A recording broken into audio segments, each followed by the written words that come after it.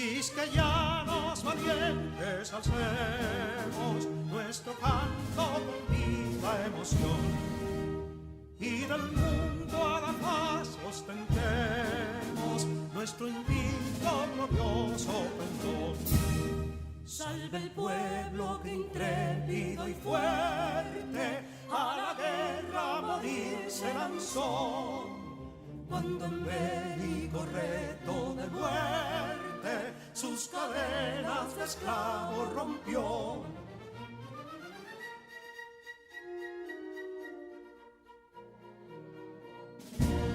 Ningún pueblo ser libre merece si es esclavo, indolente y servil. Si en su pecho la llama no crece, que templó el heroísmo viril, más que estrella la indómita y brava, siempre altiva la frente alzará, que si fuere mil veces esclava, otras tantas ser libres habrá. Que si dono y ardid la expusieron de un intruso señor al desdén. Las carreras Belén campos fueron, que cubiertos de gloria se ven, que en la cima del heroico baluarte de los libres el verbo encarnó, donde el genio de Sánchez y Duarte a ser libre o morir enseñó.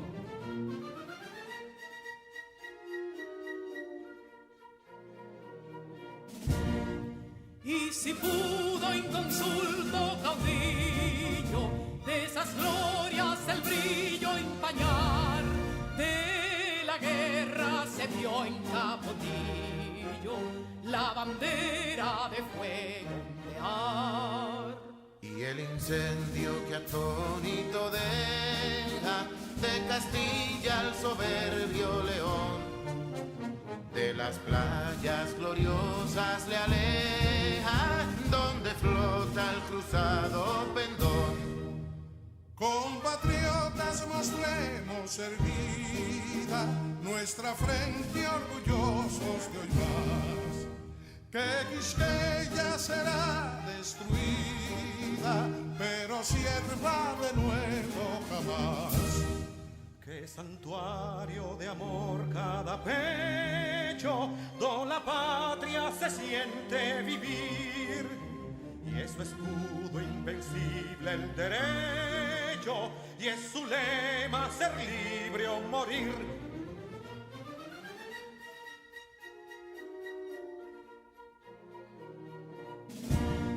Libertad que aunque yergue serena, la victoria en su carro triunfal, y el clarín de la guerra aún resuena, pregonando su gloria inmortal.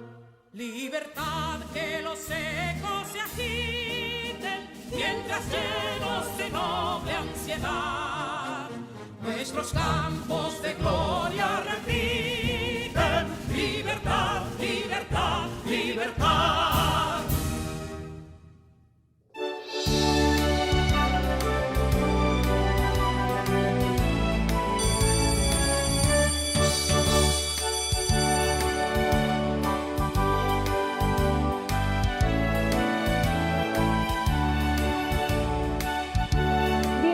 Estudiantes de segundo de secundaria. Espero que hayan aprendido mucho en estos días. Vamos a recordar todos los conocimientos adquiridos.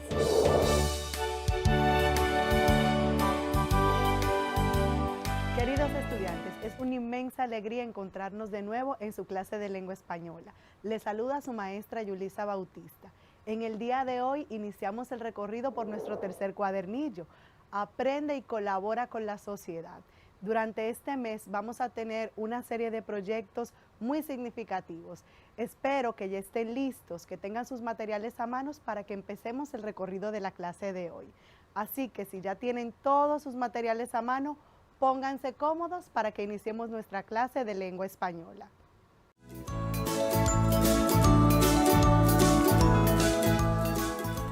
Chicos y chicas, en el día de hoy tenemos una clase que va a poner un reto a nuestra imaginación, a nuestra creatividad. Hoy vamos a trabajar con el afiche. ¿Han visto afiches seguro? Son parte ya de nuestra vida cotidiana. Al salir a las calles, en grandes vallas publicitarias, en los supermercados, en el colmado, cuando vemos una revista o en el periódico, estamos en contacto diariamente con este tipo de texto. Así que su primer proyecto de esta semana les pide crear un anuncio para ofrecer un servicio de jardinería. Así que todo lo que vamos a realizar durante esta semana nos va a llevar a hacer este proyecto con éxito.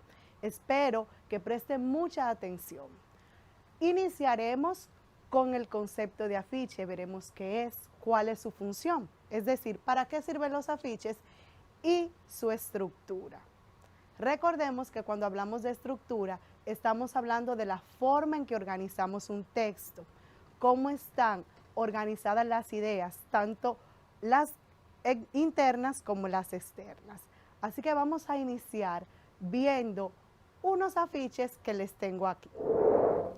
Como pueden ver en pantalla, tenemos un afiche. Observen sus elementos, las imágenes, el texto.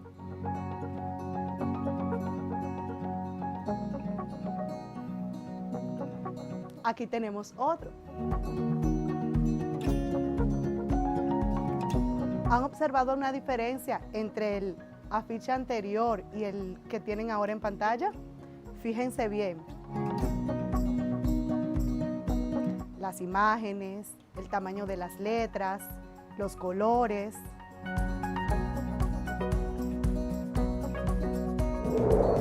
Bien, chicos. El concepto de afiche. ¿Qué es un afiche? Un afiche es un texto de carácter argumentativo, a través del cual se difunde un mensaje en el que se está promoviendo un bien, un servicio o producto. Y el objetivo de estos es convencer a los destinatarios, al que lo lee o lo escucha, de adquirir ese producto, ese bien o ese servicio.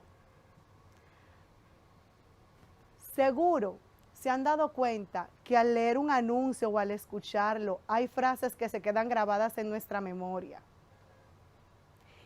Y también nos dan esos deseos de adquirir ese producto o de participar en esa actividad.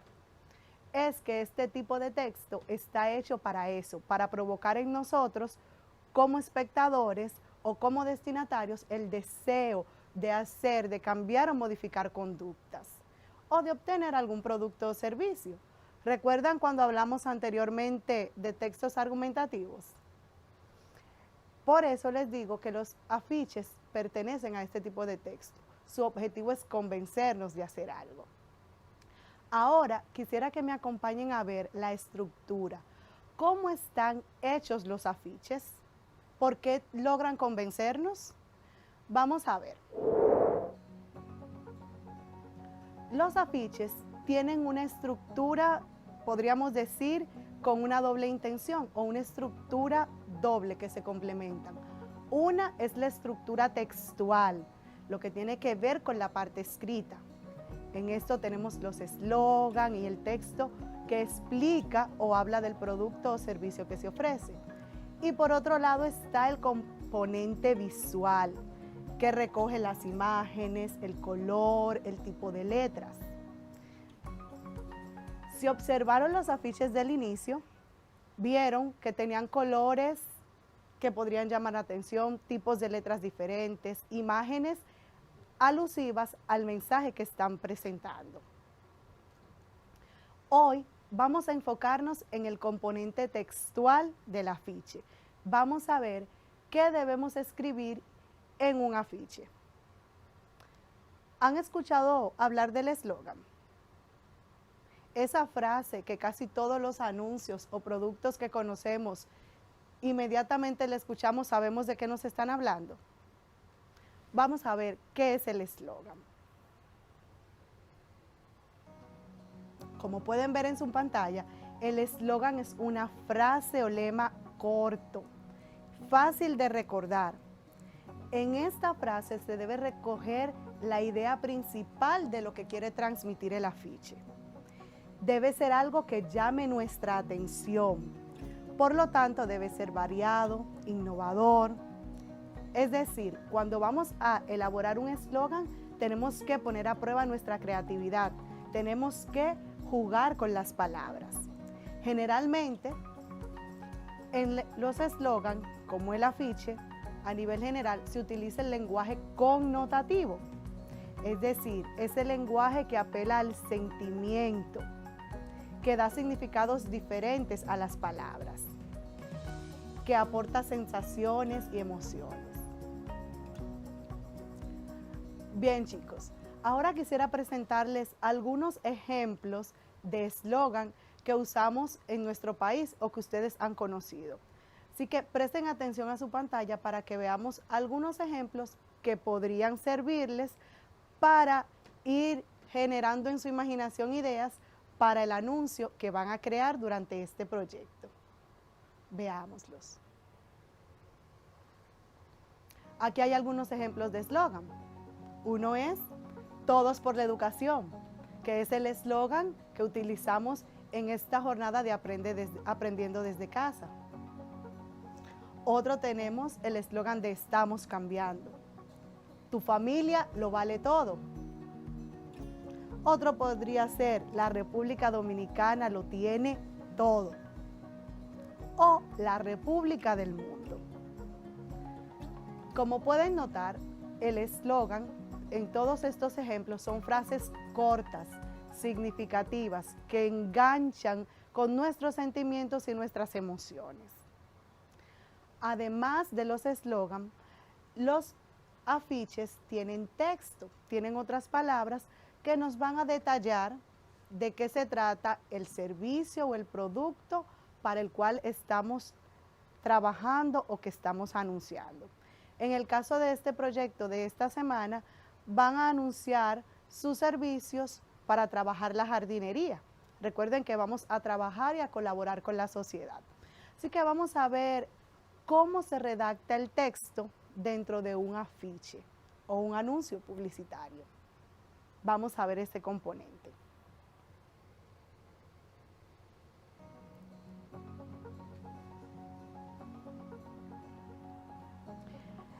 En la pantalla vemos los ejemplos que presentamos al inicio. Sin embargo, la diferencia es que en esta podemos ver señalizados tanto el eslogan como el texto.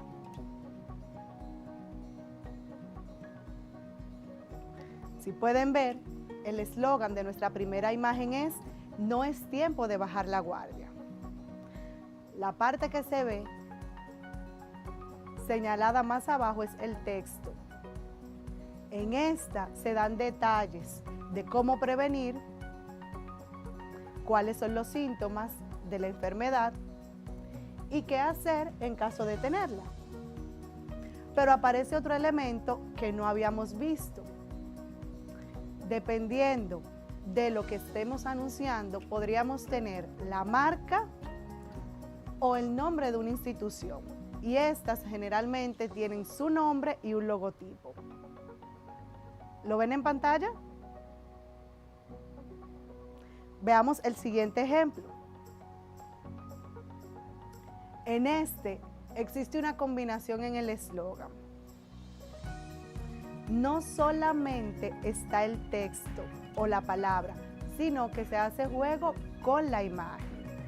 Esa es una de las ventajas que tenemos en la creación de los afiches. Podemos hacer una relación de la imagen con la palabra.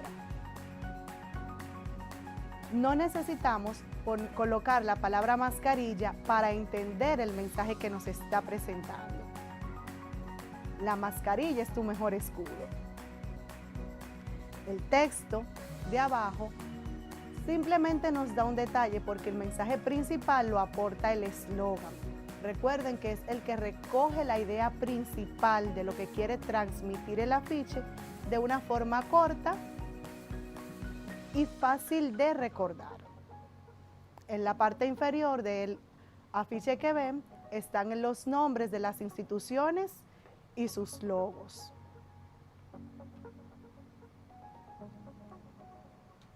Bien, chicos y chicas. Además de esto, tenemos el texto complementario. Recuerden que por su carácter argumentativo, los afiches utilizan un lenguaje connotativo. ¿Recuerdan lo que hablamos del lenguaje connotativo en otras clases? El lenguaje connotativo, a diferencia del lenguaje denotativo, es el que apela a los sentidos. Cuando hablamos de connotación, son aquellas palabras que tienen significado de acuerdo al contexto. Cuando hablamos de denotar, son las palabras que tienen un significado directo o literal. Cuando vamos a un diccionario, encontramos el significado denotativo de la palabra. En cambio, cuando vamos al contexto en el uso de las palabras de forma diaria, estamos utilizando un lenguaje connotativo. ¿Recuerdan el ejemplo de hace un momento con el eslogan de la mascarilla es tu escudo?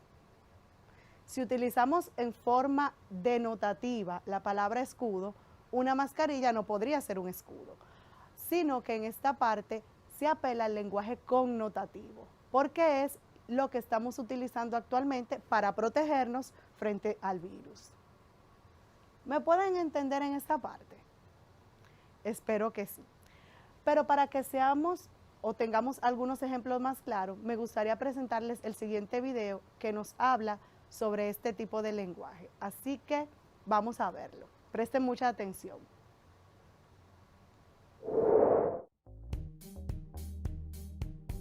El lenguaje denotativo es aquel que se ajusta estrictamente a la realidad conocida por los hablantes. Se utiliza para manifestar las cosas tal como son para que puedan ser entendidas de manera simple y clara, sin intenciones de generar simbolismos.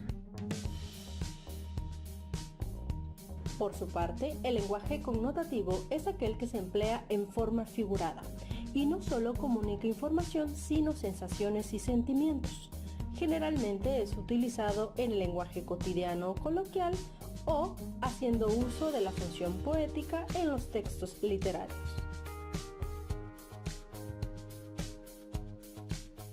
Ahora veamos algunas características específicas. El lenguaje denotativo es objetivo, porque se emplea sin ningún tipo de interpretación. Es acorde a la realidad, porque se define de manera precisa y literal, tal y como podría encontrarse en un diccionario. Es claro, porque representa el significado explícito o referencial de la palabra.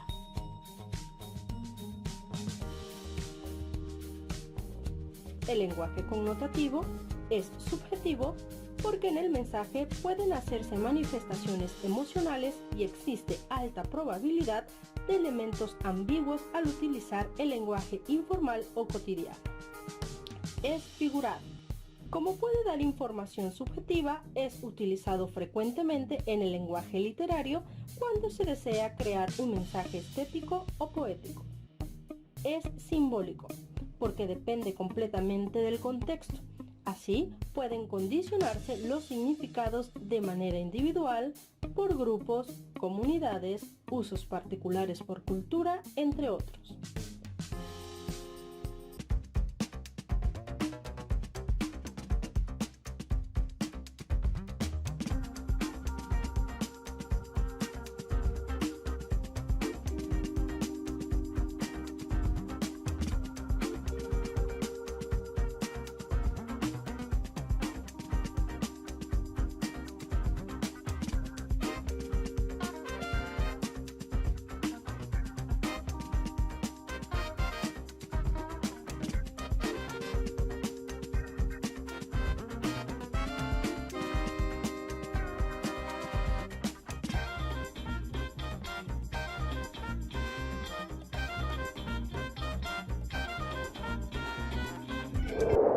¿Qué les pareció?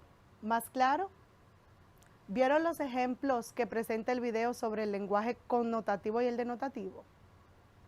Tenemos que tener claro al momento de redactar y elaborar nuestro afiche el lenguaje connotativo. ¿Qué palabras o expresiones podemos utilizar para apelar a esos sentimientos de la persona y que quiera obtener nuestro servicio?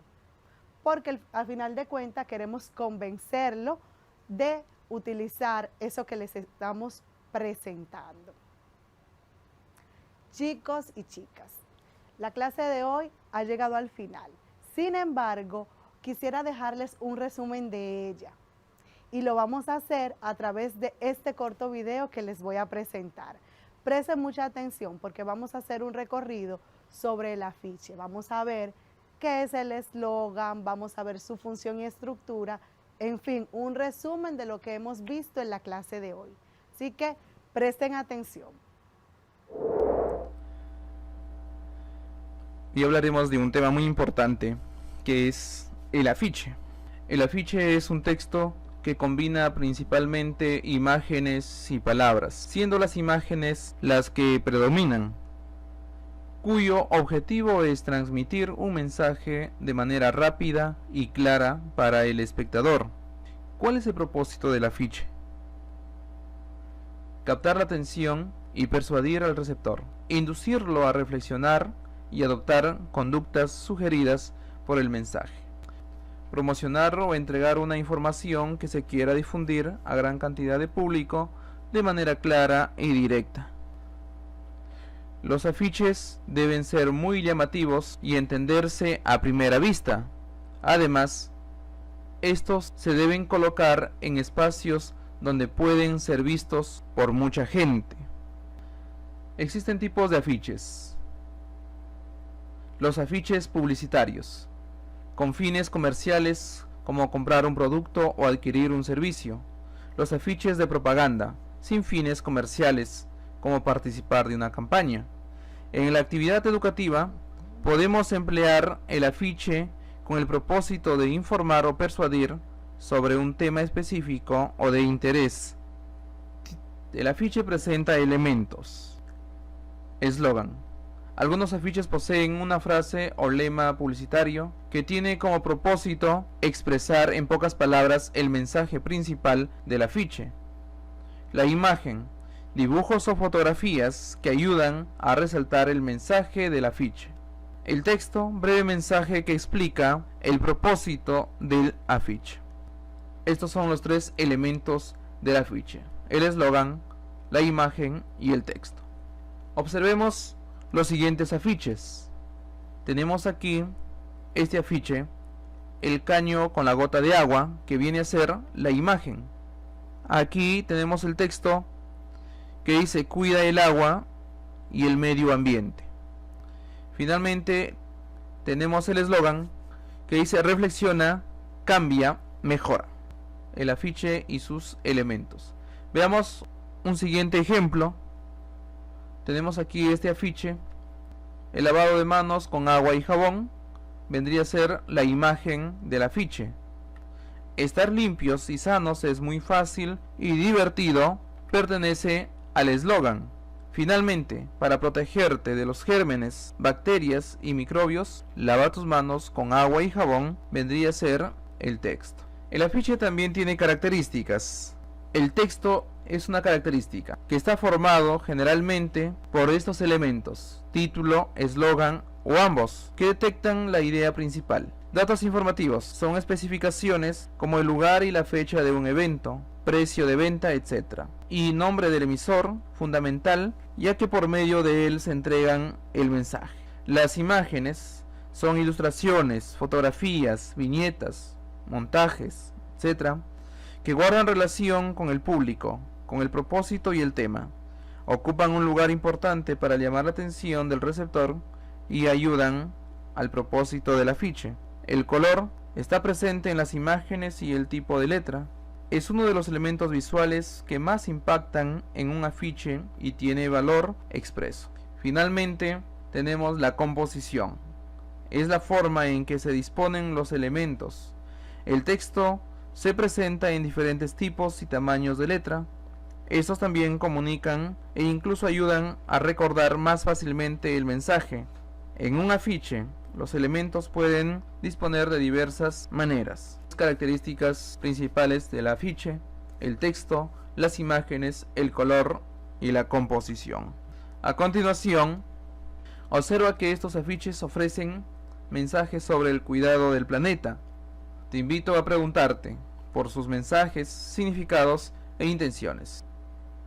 Tenemos aquí el primer afiche que nos comunica. Veamos su descripción de la imagen. La imagen muestra un reloj analógico que, en lugar de números, 11 árboles cortados desde la base de su tronco y solo un árbol completo en vez del número 12. Las manijas del reloj indican que faltan 4 minutos para las 12. El minutero tiene dientes de una sierra. Veamos el siguiente ejemplo.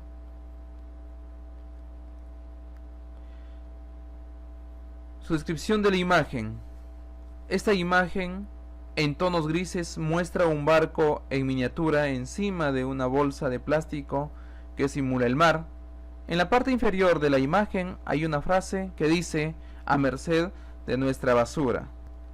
Acá tenemos otro afiche. Veamos cuál es su descripción de la imagen. La imagen muestra una lámpara alumbrando a un pingüino y a su cría, que se encuentran encima de un pedazo de hielo que están casi derretidos. El pingüino está jalando un cable de luz conectado a un tomacorriente para desconectarlo. Estimados estudiantes, para mí ha sido un placer compartir con ustedes esta clase del día de hoy. Espero que todo lo que hemos visto lo pongan en práctica en la elaboración de su proyecto. Recuerden, ante cualquier duda, comunicarse a través de su comunidad de aprendizaje con sus compañeros y con su maestra. También recuerden mantener el distanciamiento físico, usar correctamente su mascarilla y el lavado frecuente de las manos. Nos vemos en nuestra próxima clase. Bye.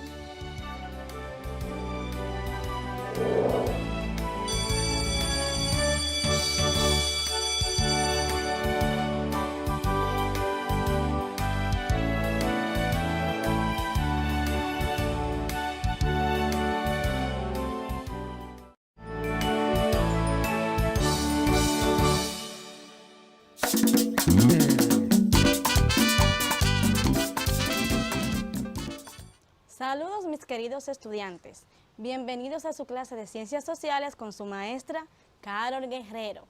Estamos muy felices de que estén todos aquí, preparados para recibir el pan de la enseñanza. El tema del día de hoy es el clima y la explotación industrial, un tema sumamente interesante. Nuestro propósito del día de hoy es analizar la explotación industrial y los efectos en la variación del clima. Ahora vamos a ver, mis queridos estudiantes, vamos a indagar un poco sobre sus conocimientos previos. Analicen las siguientes preguntas. Estas son: ¿tienes una idea de cómo eran nuestros ríos y bosques hace 20 años? ¿Te imaginas cómo era la vida de nuestros familiares en los campos antes de la explotación industrial? Pregúntale a un adulto. ¿Consideras que existe relación entre la explotación industrial, la minería y los efectos en la variación del clima?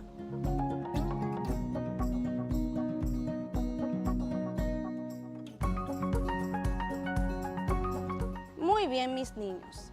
Después de escuchar esas preguntas, vamos a ver los siguientes conceptos que nos van a ayudar a entender mejor el tema. Estos conceptos son extraídos de fuentes muy confiables. Industria es un conjunto de operaciones materiales ejecutadas para la obtención, transformación o transporte de uno o varios productos naturales. Clima es el conjunto de condiciones atmosféricas que caracterizan una región. Muy bien, mis niños, después de escuchar estos conceptos, vamos a realizar un pequeño viaje por nuestra historia. Prestemos atención a la siguiente cápsula. De acuerdo a Fran Moya Pons, en su investigación sobre el oro en la industria dominicana, la española fue conocida desde finales del siglo XV a partir de los escritos del almirante Cristóbal Colón como la Isla del Oro. En ella se ubicó el primer dorado, ese mundo soñado en el que existían ciudades con losas y tejas de oro y gobernantes engalanados con adornos y vestiduras del mismo metal. Bien, mis niños, remontándonos a nuestra historia, podemos observar este escrito de Frank Moya Pons, donde hablamos del oro. El oro era extraído por los indígenas. Como en esos tiempos no existían maquinarias, ellos realizaban esas extracciones utilizando una batea en los ríos. Después el oro se fue agotando. ¿Por qué el oro se fue agotando? Porque los indígenas fueron desapareciendo debido al maltrato y también porque los mineros fueron emigrando a otros lugares del continente. Continuamos, mis niños. Como observamos en estas imágenes, vemos cómo era la extracción del oro. Vemos que utilizaban una batea y los españoles estaban ahí acompañándolos. Recuerden que los indígenas fueron esclavizados. Continuamos.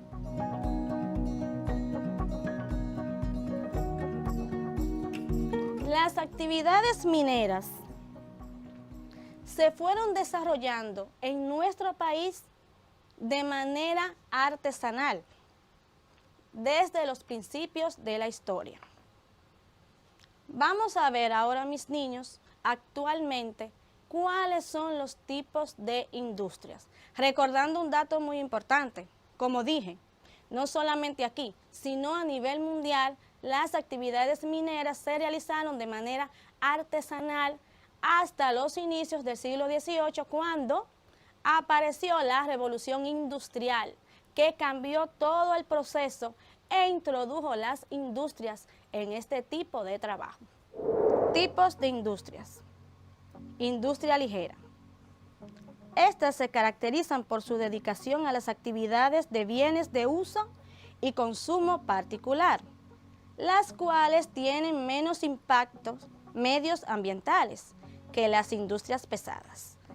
Entre los productos que elaboran estas industrias para el uso de los seres humanos encontramos los siguientes: ropa, papel, zapatos. Continuamos. Industria pesada.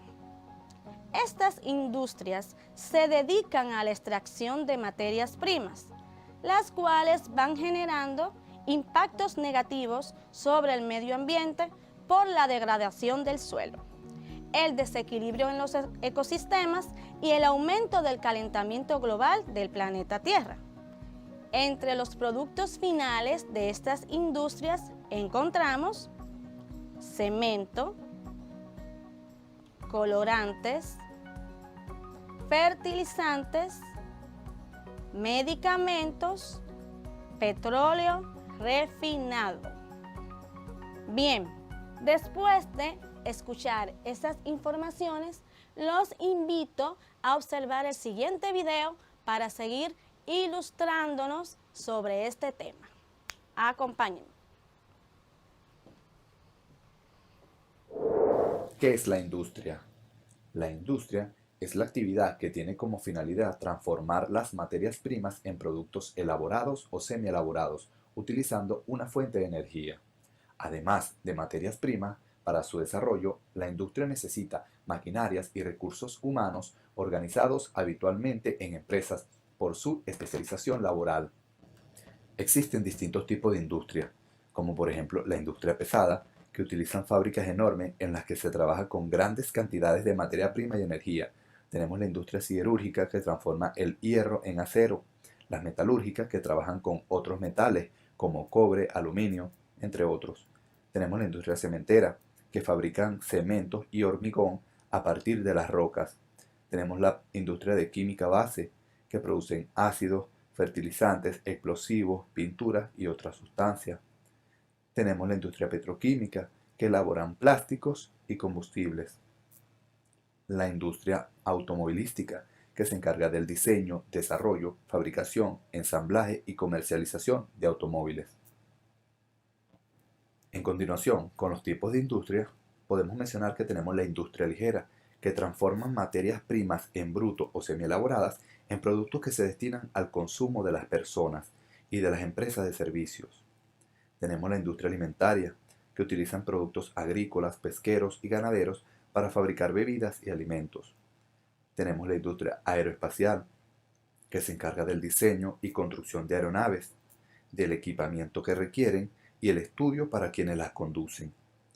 La industria textiles, que se encargan de fabricar tejidos y confeccionar ropa a partir de fibra vegetal, animal o sintética. La industria farmacéutica, que se encarga de la fabricación, preparación, comercialización de productos químicos medicinales para el tratamiento o prevención de enfermedades. También tenemos la armamentística, que comprende agencias comerciales y gubernamentales dedicadas a la investigación, desarrollo y producción de servicios e instalaciones militares y de defensa. Después de observar el video anterior, vamos a realizar la siguiente actividad. Presten atención. Actividad 1. Relaciona las siguientes imágenes con el nombre que corresponda. Industria pesada, industria metalúrgica, industria textil, industria farmacéutica, industria ligera. Para hacer esta actividad en su cuaderno, vamos a darle un espacio de tiempo a trabajar.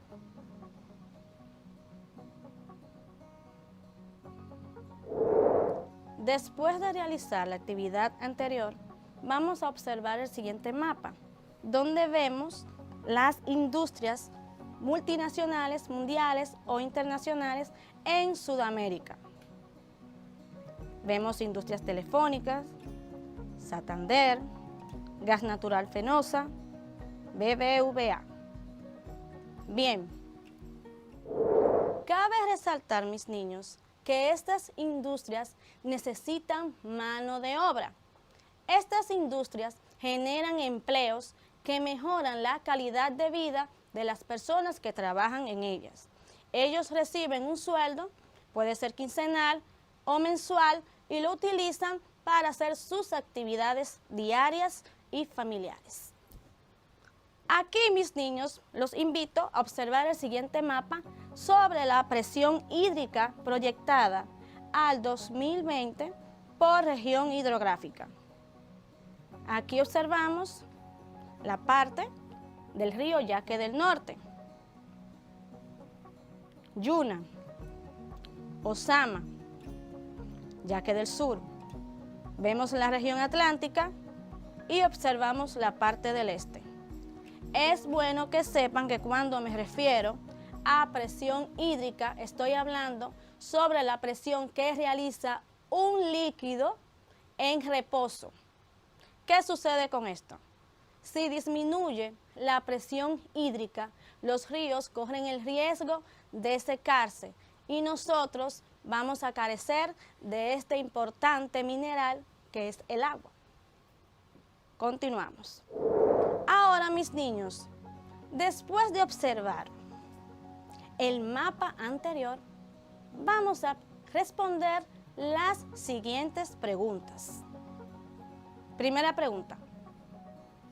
¿Cuál es la región que presenta la mayor presión hídrica proyectada para el 2020 que podría afectar las industrias alimentarias? Después de responder esa pregunta, haz una breve argumentación sobre el mapa presentado y las informaciones anteriores. Bien, continuamos.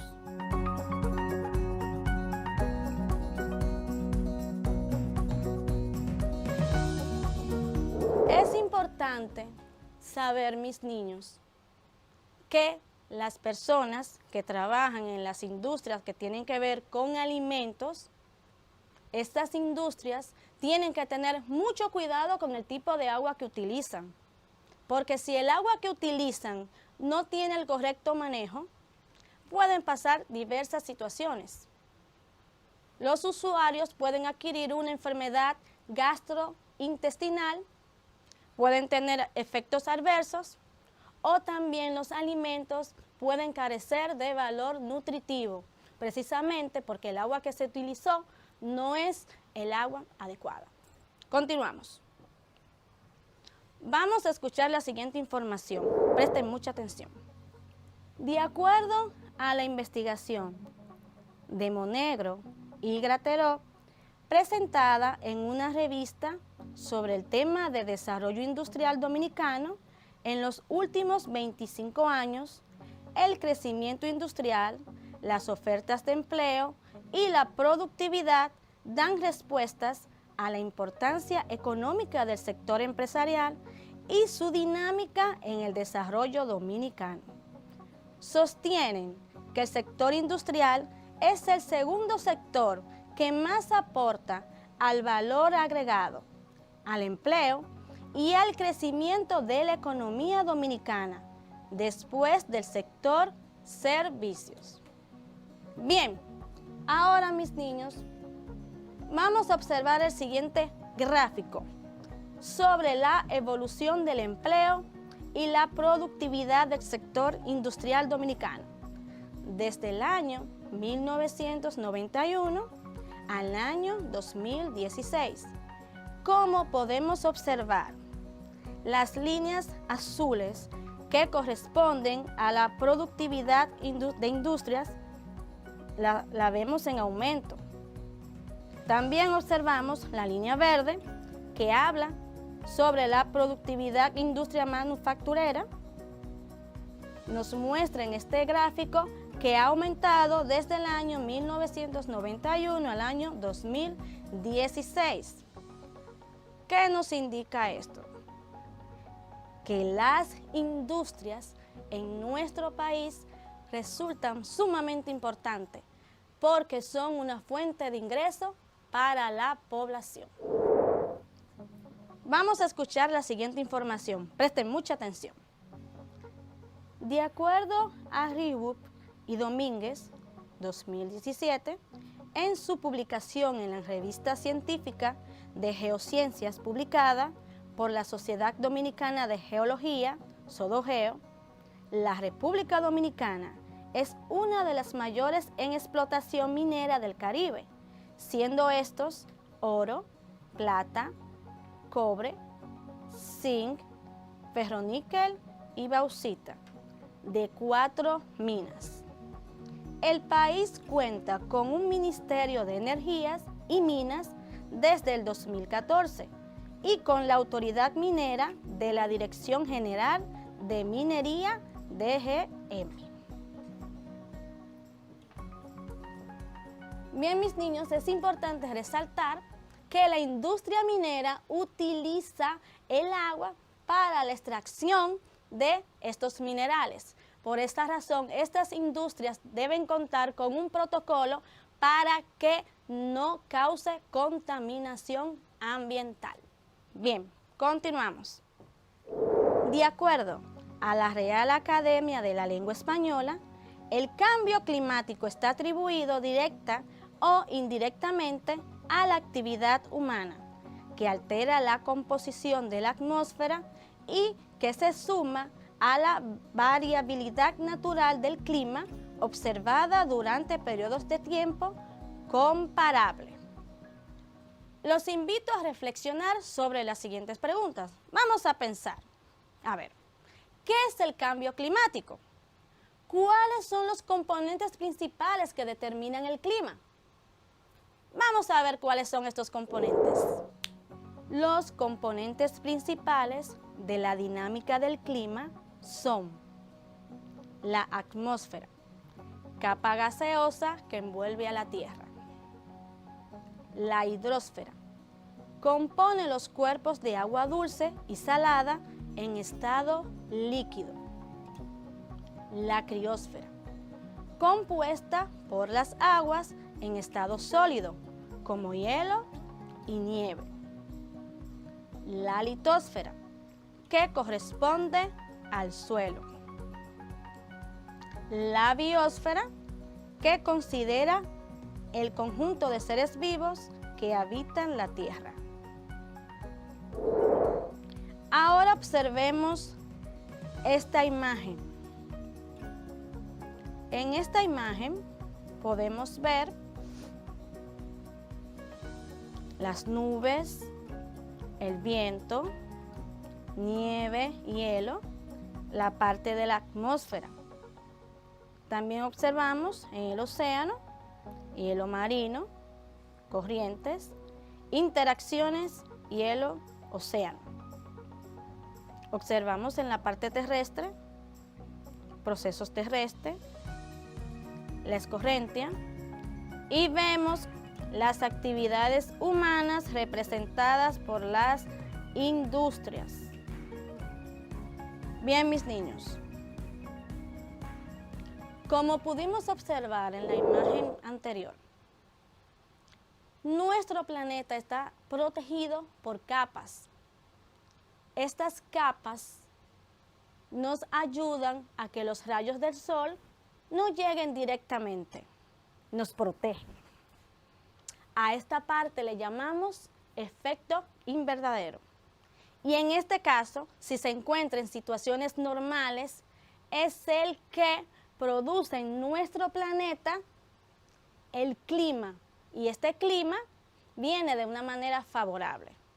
Si este tipo de producto, de proceso, si este proceso tiene un desequilibrio por las acciones humanas, lamentablemente el clima es afectado y todo cambia.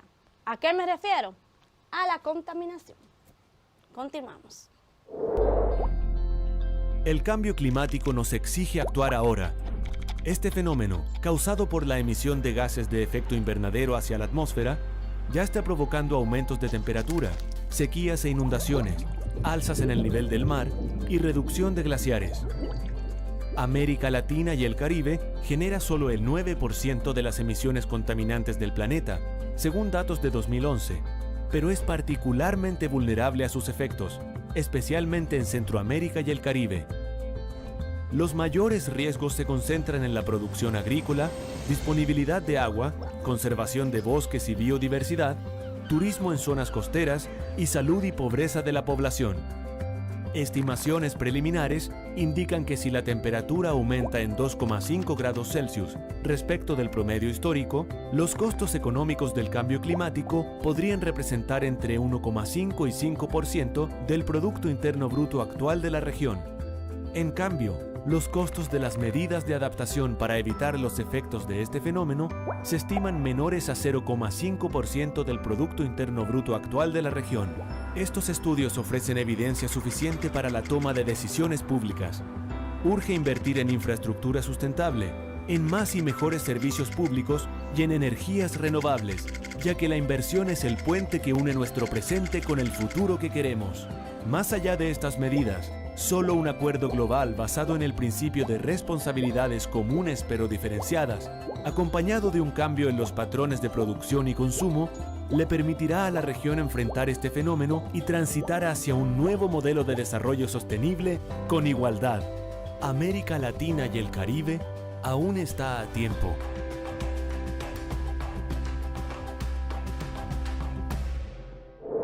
Después de observar el video, que fue sumamente interesante, los invito a hacer una actividad familiar. Tienen que reunir a sus familiares y ahora vamos a ver cuáles son los pasos que vamos a llevar a cabo para realizar dicha actividad. Recuerden, tienen que dar un mensaje sobre el tema que estamos trabajando. Vamos a ver los pasos. Pasos. ¿A quién estará dirigido tu mensaje? ¿Qué sabes de tu público? ¿Qué palabras o expresiones son más y menos adecuadas para entrar en contacto con ellos? ¿En qué lugar y momento del día puedes hacer la conversación con ellos? ¿Luego de la cena? ¿Antes de ver la TV? ¿O en la mañana durante el desayuno? Después de escuchar esas instrucciones, mis niños, vamos a tratar de realizar esa actividad con mucho entusiasmo. Yo sé que todos se van a divertir.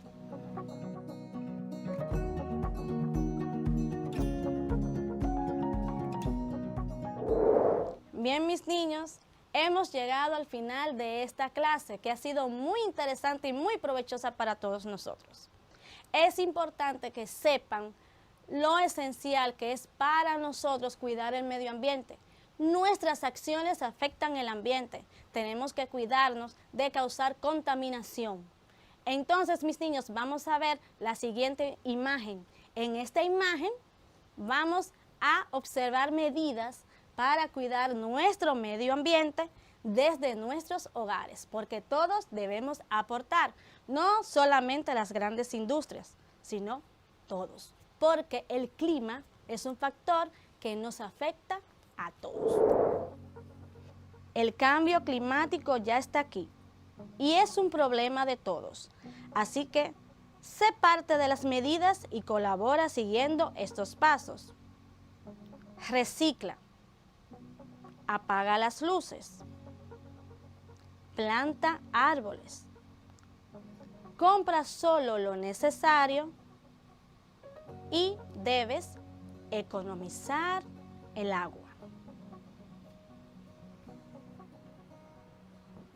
Bien, mis niños, después de escuchar estas medidas que son muy importantes para cuidar el medio ambiente, les sugiero que consulten las siguientes fuentes para ampliar sus conocimientos. Observen. Moya Fran, Historia del Pueblo Dominicano. Acción por el Clima. Tipos de industrias que hay en el mundo. Ahí observamos algunos links y el primero corresponde a un libro. Bien. Ahora sí, mis niños. Nos despedimos de esta clase. Un abrazo a la distancia para todas y todos. Nos vemos en la próxima. Se cuidan mucho. Bye.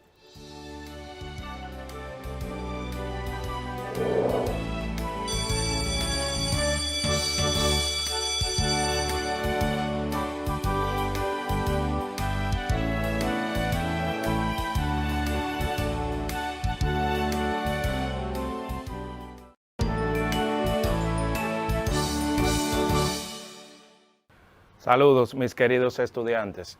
Sean todos bienvenidos al maravilloso mundo del conocimiento. Les habla su maestro de Ciencias de la Naturaleza, Leonel Escoto.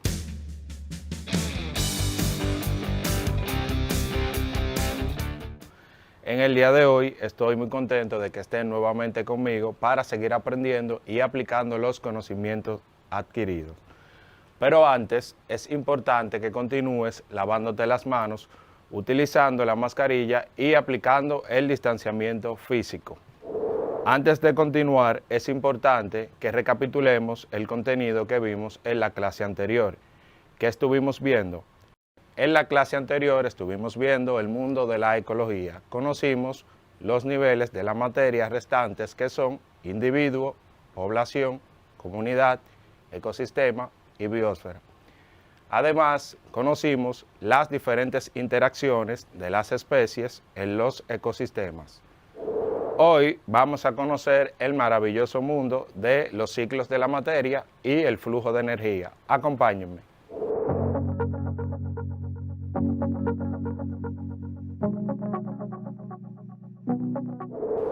Ecosistemas. La energía fluye directamente en los ecosistemas, es decir, entra al planeta en forma de luz solar y sale de este en forma de calor. Sin embargo, los componentes químicos que forman a los seres vivos son diferentes, se reciclan. ¿Sabes cómo se efectúan estos procesos en un ecosistema? Prepárate a aprender. Por una parte, los átomos de tu cuerpo no son nuevos. Por el contrario, han estado reciclándose por mucho tiempo en la biosfera, sí, mucho tiempo, y han formado parte de muchos organismos y compuestos no vivos en el trayecto. Puedes creer o no en la reencarnación como concepto espiritual, pero no hay duda de que los átomos de tu cuerpo han sido parte de una enorme cantidad de cosas vivas y no vivas a lo largo de los años. Chicos, ¿qué son los organismos productores? Las plantas, las algas y las bacterias fotosintéticas son organismos productores, es decir, producen su propia energía. Son denominados seres autótrofos, es decir, se alimentan a sí mismos. Para ampliar el concepto, veamos el siguiente video. Recibe mi bienvenida a este video que te explicará brevemente qué son las redes tróficas y cómo es el manejo de la energía en ellas. En la naturaleza siempre hay intercambio de materia y energía. Esto se evidencia claramente en las redes tróficas. Una red trófica es la interconexión natural de las cadenas alimenticias y generalmente es una representación gráfica de quién se come a quién en una comunidad ecológica. Todos cumplimos una función ecológica. Podemos ser productores como las plantas, las algas, las cianobacterias, consumidores como los animales o descomponedores como las bacterias y los hongos. Esa función se ve reflejada en las redes tróficas o redes alimenticias. Para entenderlas, vamos a trabajar un modelo sencillo de cadena alimenticia. Iniciamos con una fuente de energía que en nuestro caso es el sol. Es la principal fuente de energía para todos los seres que habitamos este planeta. Esta energía lumínica es utilizada por los productores para la generación de biomasa. Los consumidores primarios, en el caso de los organismos terrestres, suelen llamarse herbívoros porque se alimentan de hierba de plantas, toman la biomasa del productor. Los consumidores secundarios suelen ser carnívoros, como en el caso de nuestra serpiente, que utiliza la biomasa del consumidor primario en beneficio. Puede haber un consumidor terciario, que en este caso es el águila, y si nadie depreda al águila, podemos decir que él es el superdepredador. Como vemos aquí, la materia fluye de productores a consumidores, pero en este proceso siempre suelen quedar desechos, las hojas que no se come el conejito, los desechos del mismo conejito, de la serpiente, del águila, incluso cuando muere, toda esa materia orgánica va a parar a mano de los descomponedores que están ubicados dentro del grupo de las bacterias y de los hongos. Ellos transforman la materia orgánica en materia inorgánica, que nuevamente es reciclada por los productores, de tal manera que en un ecosistema en equilibrio la masa fluye de manera cíclica, no entra, no sale del sistema, sino que está intercambiándose constantemente. Pero con respecto a la energía pasa algo ligeramente diferente, bueno, completamente distinto. La energía lumínica es utilizada por las plantas, como ya lo había mencionado, pero de toda la energía que le llega a la planta, ella no puede coger toda la energía lumínica y transformarla en energía química.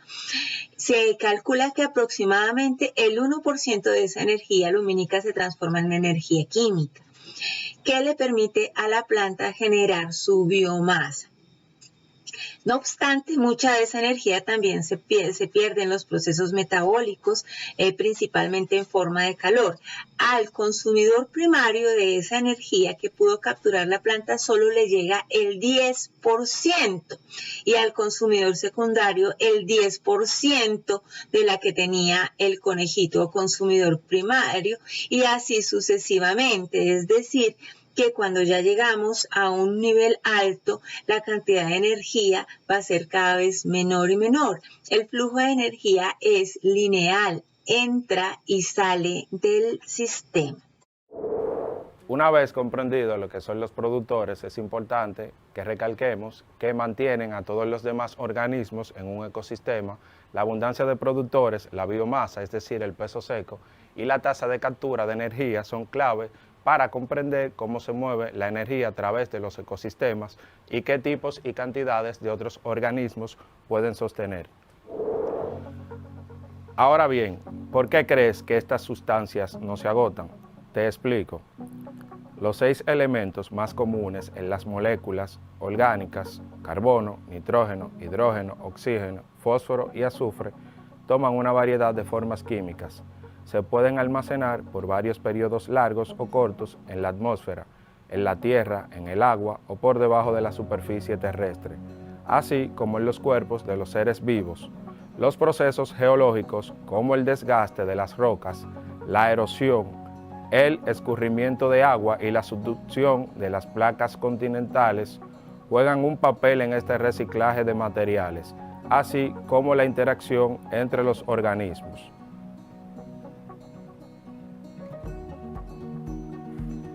La forma como un elemento, o en algunos casos como un compuesto como el agua, se mueve entre sus diversas formas y lugares vivos y no vivos, se conoce como un ciclo biogeoquímico. Este nombre refleja la importancia de la química y la geología, así como la biología, en ayudarnos a entender estos ciclos. Chicos, ¿qué son los ciclos biogeoquímicos? Los ciclos biogeoquímicos son la forma de que los elementos se mantienen reciclándose en la naturaleza a través de los tiempos.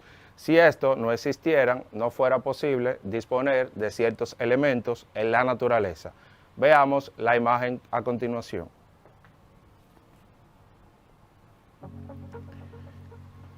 Como su nombre lo indica, los ciclos biogeoquímicos se dividen en 3 partes: la parte biológica, geológica y la química. En la parte biológica tenemos el agua y el oxígeno. En la geológica, carbono y nitrógeno. Y en la química, el fósforo y el azufre. Los ciclos biológicos y geológicos se denominan gaseosos o atmosféricos, es decir, tienen lugar en la atmósfera o en el aire. Y los químicos son sedimentarios, es decir, ocurren en la tierra o debajo de esta. ¿Por qué los ciclos biogeoquímicos son fundamentales para la vida? El agua, que contiene hidrógeno y oxígeno, es esencial para los seres vivos. Eso pone al ciclo del agua muy alto en la lista de los ciclos que nos interesan.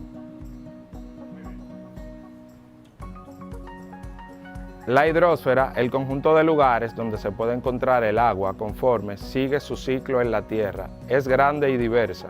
El agua se presenta como un líquido en la superficie terrestre y por debajo de ella como hielo en los casquetes polares y glaciares, y como vapor de agua en la atmósfera.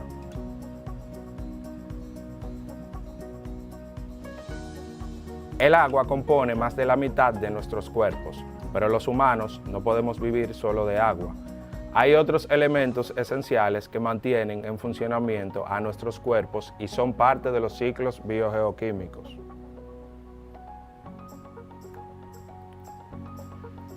El carbono se encuentra en todas las macromoléculas orgánicas y es también un componente fundamental de los combustibles fósiles. Vemos en pantalla un ejemplo del carbono en su estado natural. Lo podemos encontrar en forma de grafito y en forma de diamante. Continuamos con el nitrógeno, que es necesario para nuestro ADN, ARN y nuestras proteínas. Es fundamental para la agricultura humana.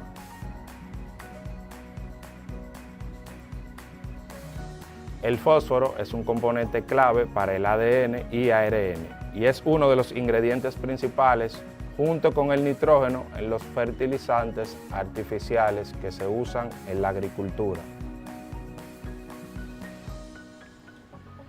El azufre es fundamental en la estructura de las proteínas y se libera a la atmósfera al quemar combustibles fósiles. Una vez conocidos los principales elementos que tienen vida en los ciclos biogeoquímicos, ahora vamos a pasar a describir cada ciclo. Acompáñame.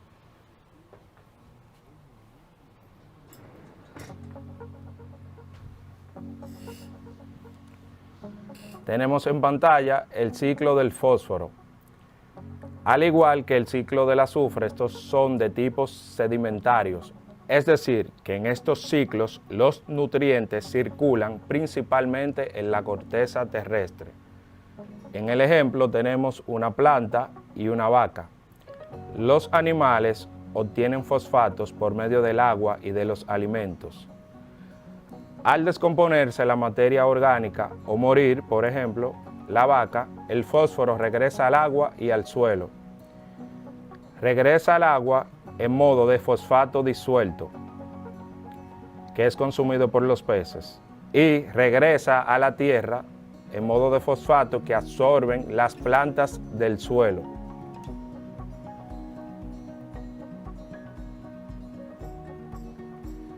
Es tiempo de que veamos el ciclo del azufre. El azufre se arroja a la naturaleza en emisiones volcánicas e industriales. Se encuentra en la atmósfera o en el aire en modo de dióxido de azufre. El dióxido de azufre retorna a la Tierra como lluvia ácida o ácido sulfúrico en los hábitats que el aire está contaminado.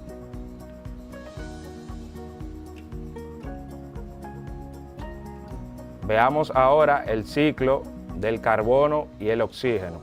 Estos son de tipos gaseosos. Los nutrientes circulan principalmente entre la atmósfera o aire y los organismos vivos.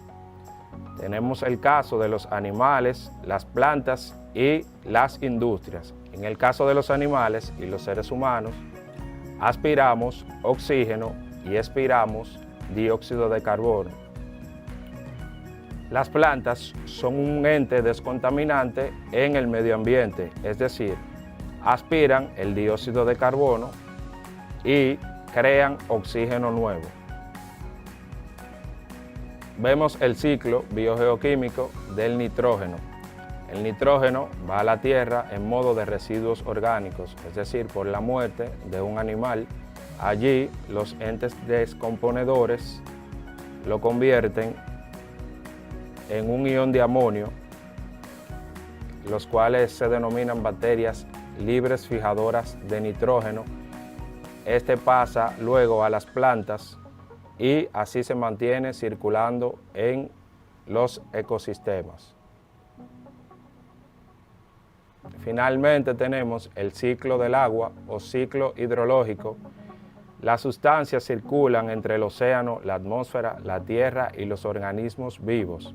Este ciclo distribuye el calor solar sobre la superficie del planeta. Tenemos la luz del sol que hace evaporar el agua de los mares. Una vez tenemos ese vapor en el cielo, en forma de nubes, junto con una temperatura baja, hace que descienda nuevamente el agua en forma de lluvia o nieve, dependiendo el clima en el cual te encuentres. Cuando cae el agua o la nieve a la superficie, fluye a través de manantiales, ríos o flujos de aguas.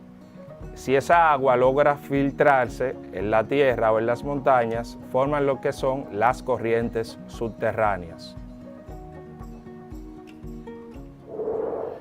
Jóvenes, como podemos ver, estos ciclos no suceden de forma aislada y el ciclo del agua es un promotor particularmente importante de los demás ciclos biogeoquímicos.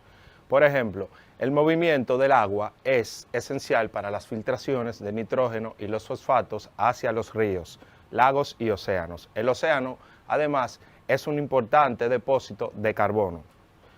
Aunque cada elemento compuesto tiene su propia ruta, todos estos nutrientes químicos esenciales circulan a través de la biosfera y se mueven entre el mundo biótico, es decir, el vivo, y el abiótico, el sin vida, y de un ser vivo a otro. Ahora es tiempo de que comprobemos lo aprendido. En pantalla tendrás una pregunta en la cual una sola es la respuesta correcta. Piensa bien tu respuesta. Veamos. 1. En los ciclos biogeoquímicos de un ecosistema se involucran componentes geológicos y biológicos. ¿Cuáles de estos componentes corresponden a componentes biológicos? A. Productores, consumidores y descomponedores. B. La atmósfera y los productores. C, la litosfera y los descomponedores. La respuesta correcta es la A, productores, consumidores y descomponedores. 2. ¿Cuáles de estas sustancias circulan a través del ecosistema? A, hidrógeno, nitrógeno y oxígeno. B, fósforo, azufre y carbono. C, todas las anteriores. La respuesta correcta es la C, todas las anteriores. 3. ¿De qué forma actúan el oxígeno, nitrógeno y el carbono en el ecosistema? A, como gases. B, como minerales. C, como sustancias sedimentarias. La respuesta correcta es la A, como gases. 4. En los ciclos de fósforo y el azufre, los nutrientes circulan principalmente en A, la atmósfera. B, la corteza terrestre. C, la hidrosfera. La respuesta correcta es la B, la corteza terrestre. 5. ¿Cómo ocurren los ciclos biogeoquímicos? A, como procesos inducidos. B, como procesos creados. C, como procesos naturales. La respuesta correcta es la C, como procesos naturales. Chicos, es importante que si aún tienen dudas sobre los ciclos biogeoquímicos, consulten las fuentes apropiadas como Educando, el MINER y Khan Academy. Hemos finalizado por hoy, pero antes recapitulemos el contenido del día. Hemos aprendido sobre los procesos biogeoquímicos. Vimos el ciclo del agua, del nitrógeno, del fósforo y el carbono. Además, hicimos una corta prueba para comprobar los conocimientos adquiridos. Hemos llegado al final por la clase del día de hoy. Te invito a seguir utilizando las mascarillas, a lavarte las manos y el distanciamiento físico. En nuestra próxima ocasión estaremos hablando sobre población y comunidad. Hasta luego.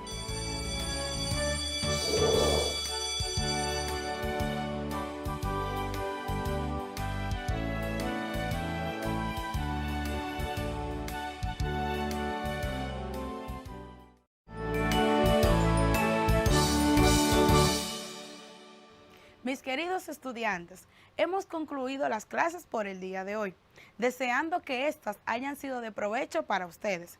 Les recordamos que deben lavar sus manos frecuentemente, cumplir con el distanciamiento físico, hacer uso de su mascarilla y colaborar a que sus familiares lo hagan también. Nos vemos en una próxima clase. Cuídense. Adiós.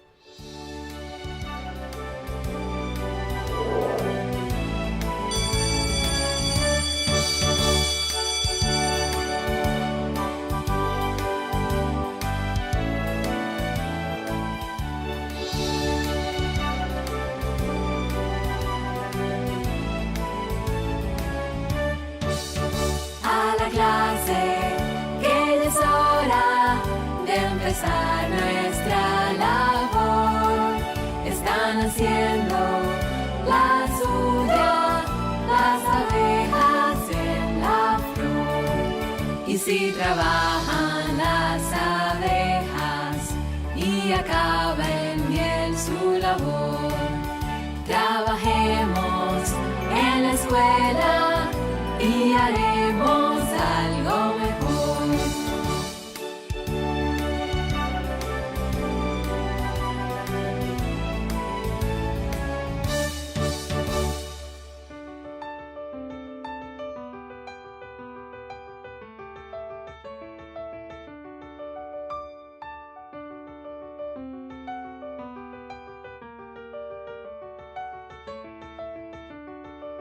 Y si trabajan las abejas y acaba en miel su labor, trabajemos en la escuela y haremos